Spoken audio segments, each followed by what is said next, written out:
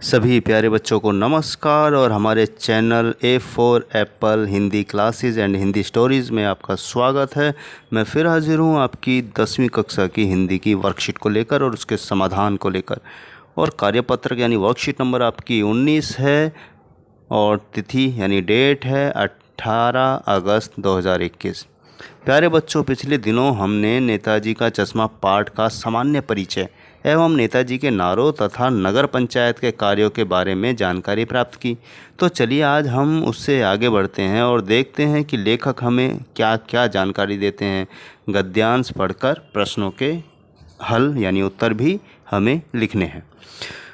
तो इससे पहले हमने जो वर्कशीट पढ़ी, नेताजी का चश्मा पाठ पढ़ा था, उसका छोटा सा अंश पढ़ा था प्यारे बच्चों। उसमें नेताजी के नारों के बारे में, जिसमें उनके नारे यानी तुम मुझे खून दो मैं तुम्हें आज़ादी दूंगा, दिल्ली चलो, ये उनके प्रसिद्ध नारे हैं। और दूसरी बात कि उन्होंने पाठ के अंदर शुरुआत में बताया कि नगर पंचायत के क्या कार्य होते हैं। सड़कें बनवा देना होता है, स्कूल खुलवा देना होता है, मूर्ति लगा देना होता है। तो ये सब छोटे मोटे कार्य जो आप अपने आसपास भी देखते हैं वो उसका कार्य होता है। तो शुरू करते हैं वर्कशीट की। पूरी बात तो अब पता नहीं, लेकिन लगता है यदि देश के अच्छे मूर्तिकारों की जानकारी नहीं होने और अच्छी मूर्ति की लागत अनुमान और उपलब्ध बजट से कहीं बहुत ज़्यादा होने के कारण काफ़ी समय ऊहापोह और चिट्ठी पत्री में बर्बाद हुआ होगा और बोर्ड की शासनावधि समाप्त होने की घड़ियों में किसी स्थानीय कलाकार को ही अवसर देने का निर्णय किया गया होगा और अंत में कस्बे के इकलौते ड्राइंग मास्टर, मान लीजिए मोतीलाल जी, को यह काम सौंप दिया गया होगा, जो महीने भर में मूर्ति बनाकर पटक देने का विश्वास दिला रहे हों। तो प्यारे बच्चों, यहाँ ध्यान देने वाली बात यह है कि हमारे देश में जो कार्य हो रहे हैं वो एक तरह से दिखावे के रूप में हो रहे हैं। अब क्योंकि पैसा खर्च नहीं करना चाहते, चीज़ अच्छी चाहते हैं, तो ऐसे में कैसे होगा। ऐसा नहीं है कि लोग नहीं कुछ अच्छा करना चाहते हैं। सरकारी तंत्र में वो चिट्ठी पत्री लिखना आप भी देखते हैं। आप भी अपने विधायकों को, सांसद को या नेताओं को रोज़ जाते हैं उनके दरवाजे पे या चिट्ठी लिखते हैं या ऊपर कंप्लेंट करते हैं, लेकिन कितनी जल्दी कार्रवाई होती है। तो वही बात इसमें कही गई है कि एक तो देश के अच्छे मूर्तिकारों की जानकारी नहीं थी, दूसरा जो मूर्ति जितने पैसों में बननी थी वो बजट से कहीं ज़्यादा पैसा था, और इसी ऊहापोह यानी असमंजस में चिट्ठी पत्री ऊपर भेजते रहे होंगे कि भाई मूर्ति लगानी है, इतना बजट है। तो जैसे ही जो बोर्ड गठित हुआ था उस मूर्ति लगाने के लिए, वो उसका अंत होने वाला था यानी कि उसकी अवधि समाप्त होने वाली, तो ऐसे ही किसी कलाकार को पकड़ के जल्दबाजी में, मान लीजिए मोतीलाल जी ड्राइंग मास्टर हैं, स्कूल के कस्बे में रहते हैं, तो उन्हीं को एक महीने में मूर्ति पटक देने का मतलब है कि बस जैसे तैसे बना दी जाए। जैसा कि कहा जा चुका है कि मूर्ति संगमरमर की थी, टोपी की नोक से कोट की दूसरी बटन तक कोई 2 फुट ऊंची, जिसे कहते हैं बस्ट, और सुंदर थी। नेताजी सुंदर लग रहे थे, कुछ कुछ मासूम और कमसिन। फौजी वर्दी में मूर्ति को देखते ही दिल्ली चलो और तुम मुझे खून दो वगैरह याद आने लगे। इस दृष्टि से यह सफल सराहनीय प्रयास था। केवल एक चीज़ की कमी थी जो देखते ही खटकती थी। नेताजी की आंखों का चश्मा नहीं था, यानी चश्मा तो था लेकिन संगमरमर का नहीं था। एक सामान्य और सचमुच के चश्मे का चौड़ा फ्रेम मूर्ति को पहना दिया गया था। हालदार साहब पहली बार इस कस्बे से गुजरे और चौराहे पर पान खाने रुके और तभी इसे लक्षित किया और उन्हें उनके चेहरे पर कौतुक भरी मुस्कान फैल गई। भाई वाह, यह आइडिया भी ठीक है, मूर्ति पत्थर की लेकिन चश्मा रियल। तो कहने का मतलब यह है कि कहा जा चुका था कि मूर्ति जो है संगमरमर की बनाई गई, सब कुछ ठीक था, बस केवल एक चश्मा संगमरमर का नहीं बना था, वो बना था असली चश्मा, लगा दिया गया था। और जब हालदार साहब पहली बार निकले तो पान खाने उतरे तो उनकी नज़र एकदम पड़ी और देखा उन्होंने कि भाई मूर्ति तो संगमरमर की बनी है लेकिन चश्मा बड़ा असली लगा हुआ है, यानी कि संगमरमर का नहीं था। ये देखकर उनके चेहरे पर कौतुक आश्चर्य भरी मुस्कान फैल गई। तो प्यारे बच्चों, ये देश की स्थिति ऐसे ही है। जब भी कुछ अच्छे कार्य करने होते हैं वो काम इतने आसानी से सरकारी नहीं होते हैं, कुछ ना कुछ गड़बड़ तो होती है। खैर, हम अपनी देशभक्ति कम नहीं कर सकते, ये इसी बात का सबूत है कि किसी ना किसी ने मूर्ति पर चश्मा पहना दिया। तो आइए इसके आधार पर कुछ प्रश्नों के उत्तर खोजने का प्रयास करें। कुछ शब्दों के अर्थ हैं उनको जान लेते हैं। कमसिन होता है छोटी उम्र का। ऊहापोह होता है अनिश्चय की स्थिति में मन में उठने वाले द्वंद्व यानी असमंजस, करूं या ना करूं।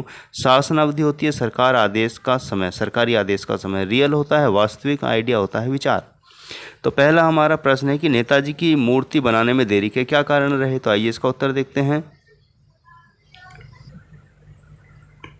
तो हमारा पहला प्रश्न यह है कि नेताजी की मूर्ति बनाने में देरी के क्या कारण रहे। तो उत्तर हमारा है प्यारे बच्चों कि देश में अच्छे मूर्तिकारों की जानकारी ना होना, अच्छे मूर्तिकार के नहीं मिल पाने तथा धन के अभाव के कारण नेताजी की मूर्ति बनाने में देरी हुई। आमतौर पर ऐसा ही होता है।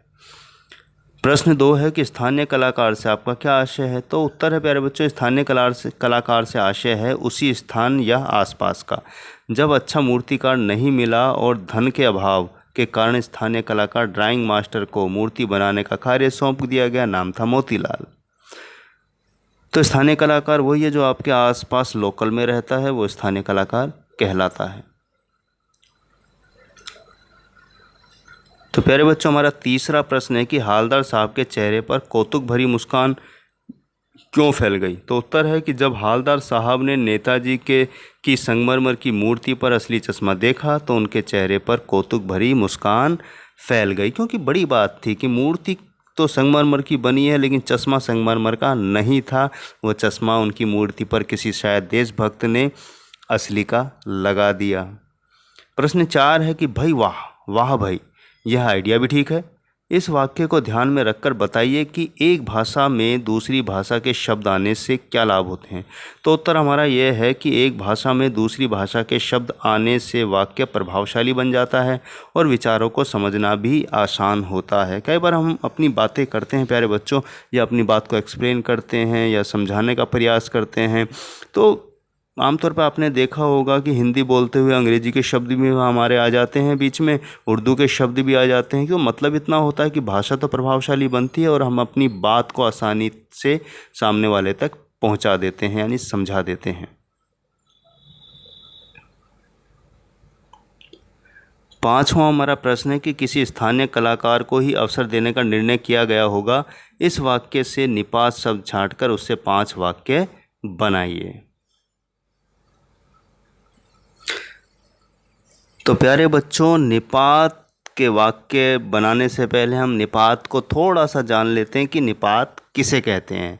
तो प्यारे बच्चों किसी भी बात पर अतिरिक्त यानी एक्स्ट्रा भार देने के लिए जिन शब्दों का प्रयोग हम करते हैं उसे निपात कहते हैं। जैसे एक वाक्य मैं एग्जाम्पल के लिए बताऊं कि मैं जाऊंगा, ठीक है, साधारण सा वाक्य होगा मैं जाऊंगा। जब मैं ये कहूँगा कि मैं भी जाऊंगा तो मैंने अपने ऊपर जोर दिया कि मैं भी जाऊंगा, तो ये जो भी है ये निपात कहलाता है। तो इसी तरह के शब्द जिनमें एक अतिरिक्त भार दिया जाता है, जोर दिया जाता है, वो निपात कहलाते हैं। अब हम यहाँ पर वाक्य प्रयोग देख लेते हैं। तो यहाँ पर जो निपात शब्द दिया गया है वो है ही।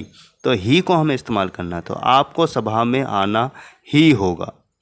आज परीक्षा है इसलिए स्कूल तो जाना ही होगा। यहाँ 2 हैं, तो भी निपात शब्द है और ही भी। पिछली बार कोमल ही मेरे लिए गिफ्ट लाई थी। सफलता प्राप्त करने के लिए मेहनत करनी ही होगी। तुमको तो बस बातें ही बनानी आती है। तो यहाँ पर एक्स्ट्रा जोर दिया गया है, अतिरिक्त अपनी बात को और वजनदार बनाने के लिए यहाँ पर निपात शब्द का प्रयोग हुआ है।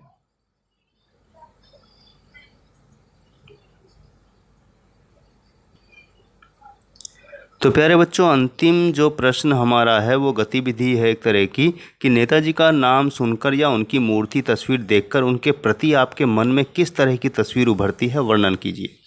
उत्तर है कि मैं जब भी नेताजी को याद करता हूँ या उनकी मूर्ति को देखता हूँ, आँखों के सामने फौजी वर्दी, टोपी, गोल चश्मा घूमने लगता है, क्योंकि ये उनकी पहचान है प्यारे बच्चों।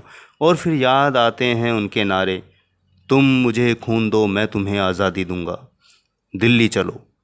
और उनकी एक बात जो हमेशा याद आती है, बड़ी महत्वपूर्ण बात है प्यारे बच्चों, कि आज हमारे अंदर बस एक ही इच्छा होनी चाहिए, देश के लिए मरने की इच्छा, ताकि भारत जी सके।